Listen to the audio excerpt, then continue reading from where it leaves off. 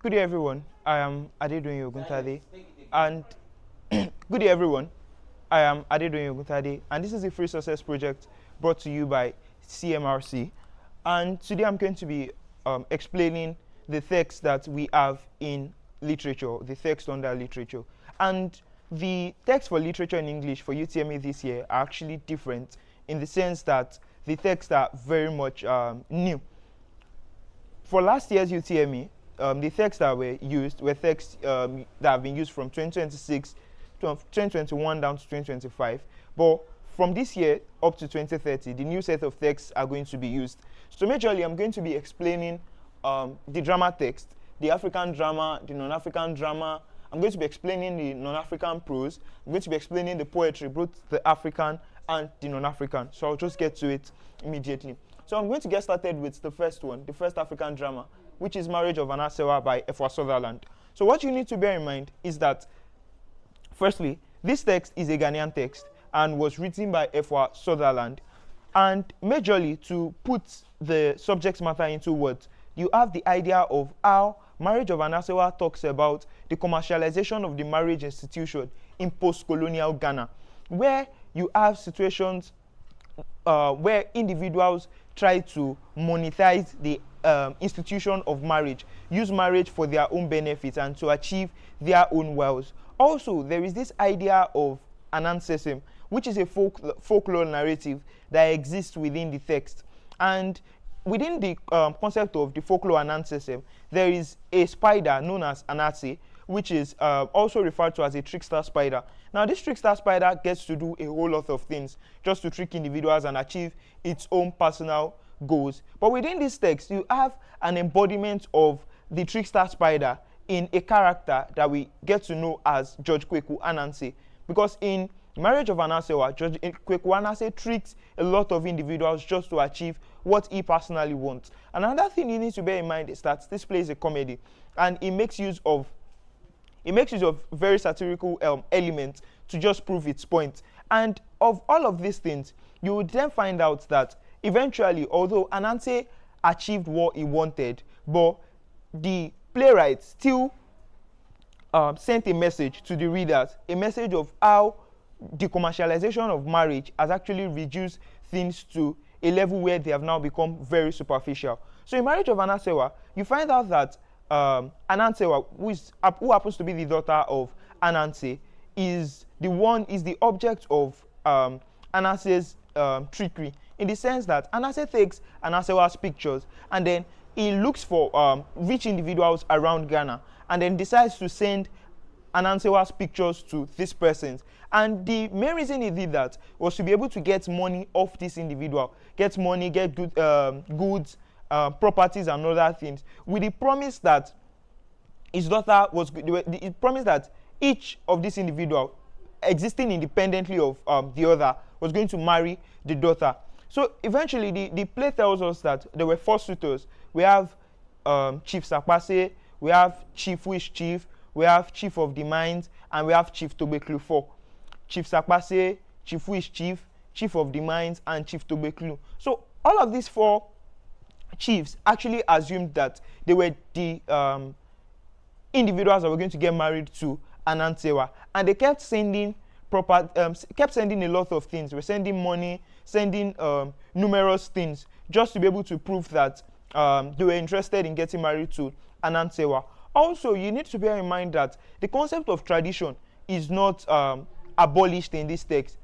While it's talking about something that is postmodern and appears very new, post-colonial and all of that, it is still making reference to certain cultural elements. And one major thing you would see is an idea of the head drink ceremony. When you're talking about the head drink ceremony is a ceremony that officializes the whole marriage plans and marriage preparations, where you have the groom or the proposed groom coming around to officialize the entire marriage process. So if this has not taken place yet, then there is really nothing like marriage in that strict sense. Also, there is another tradition that is called the outdooring ceremony. The way the outdooring ceremony works is that it's a ceremony that's always organized for females, for daughters, and it works in such a way that the daughters go through this traditional rites and other things just to be able to prove that they are now full and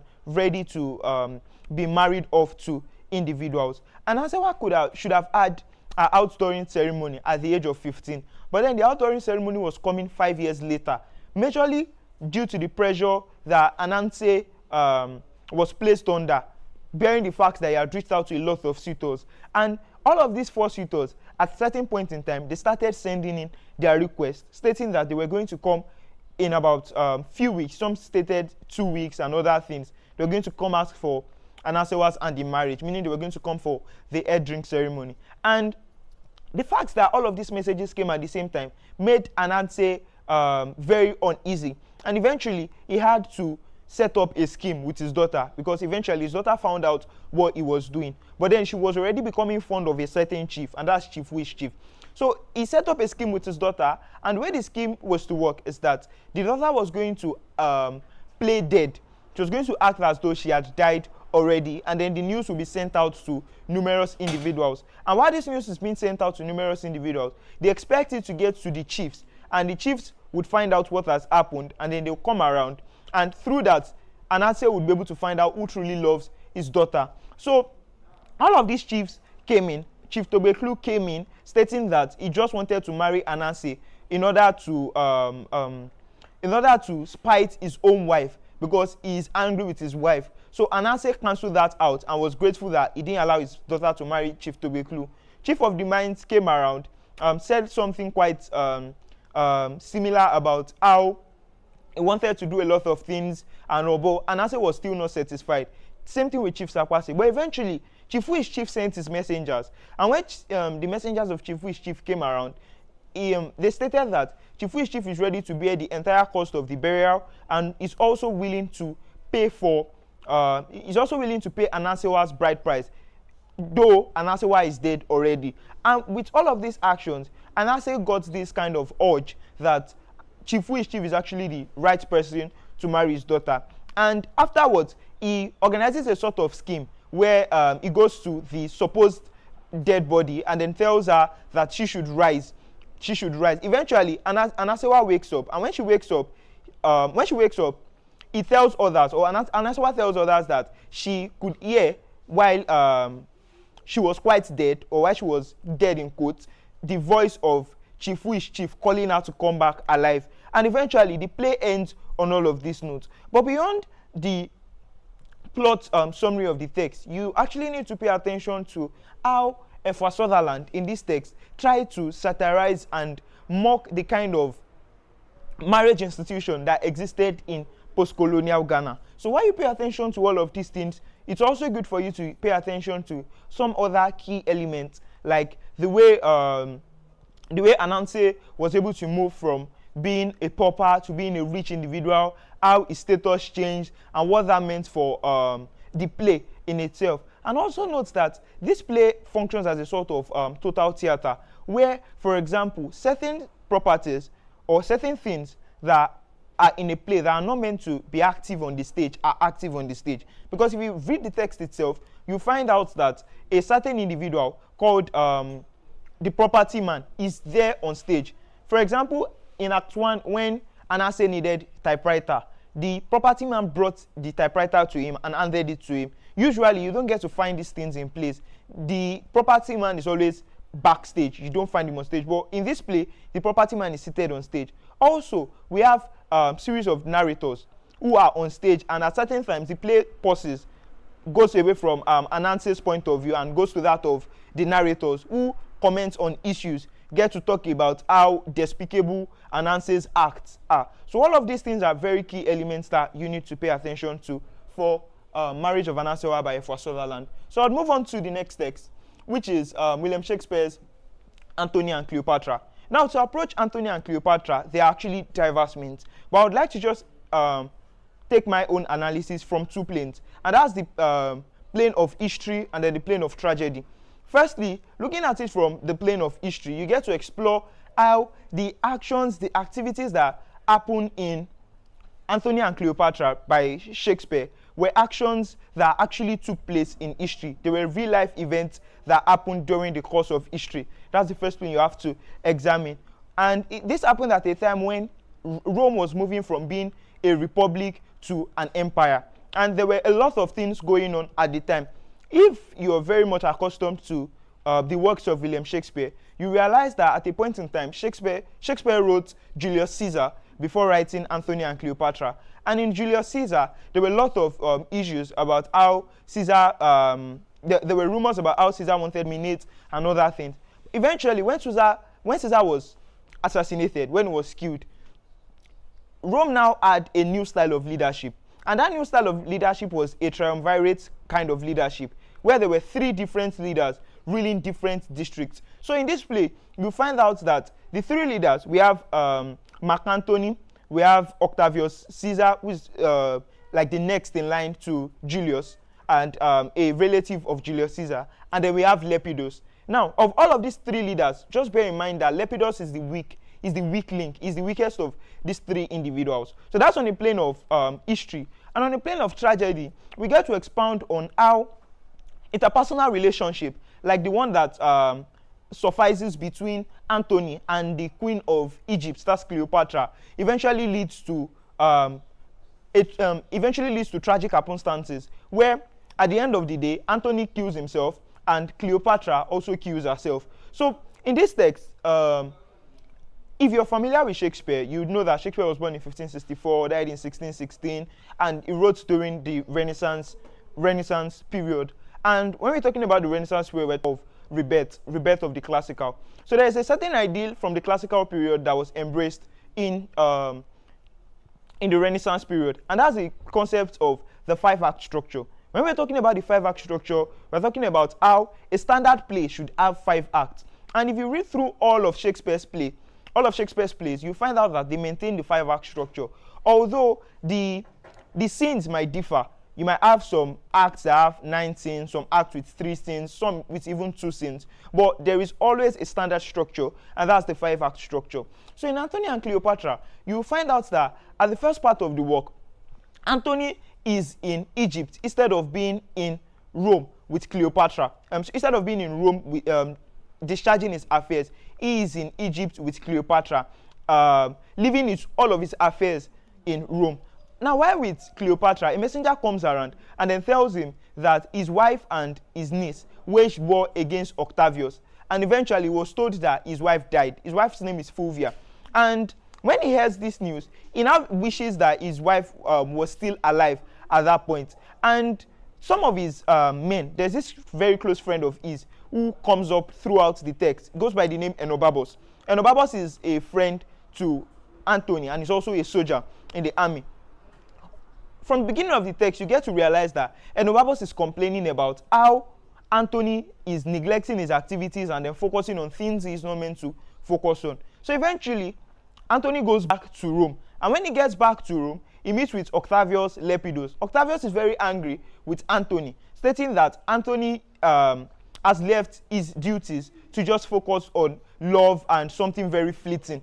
And for Lepidus was even trying to make excuses for Antony, saying that it's probably because in Antony's lineage, people don't get to be so serious about their lives and other things. But Octavius doesn't want to have anything to do with the excuses. So eventually, when Antony arrives and the 3 of them meet, their meeting is also necessitated due to the fact that a certain individual who goes by the name Pompey is making plans to wage war against them. As such, they have to make plans. Now, while they are discussing, there is a sort of tension existing between Octavius and Antony. And to quell all of these things, Lepidus suggests that Antony marries the sister of Octavius, that's Octavia. That if Antony marries, then it is going to be easier for the men to have peace between them, because Octavius at that point wouldn't want to wage any war against Antony, and Antony would not want to wage any war against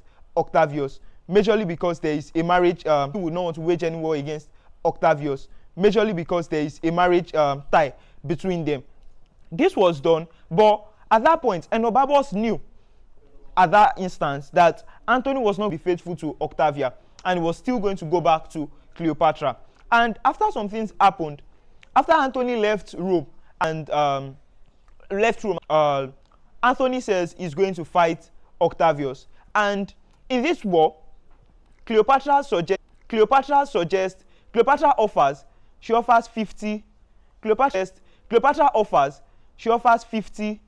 Cleopatra offers 50 fleets, 60 fleets of ships to help in the war. But during that particular war, Cleopatra's ship left. And when Antony saw Cleopatra's ship leaving, he decided to follow suit. And that was how the army lost that particular war. And after they lost that particular war, Antony sent a messenger, and Cleopatra also sent a messenger. They sent different messengers to Octavius to just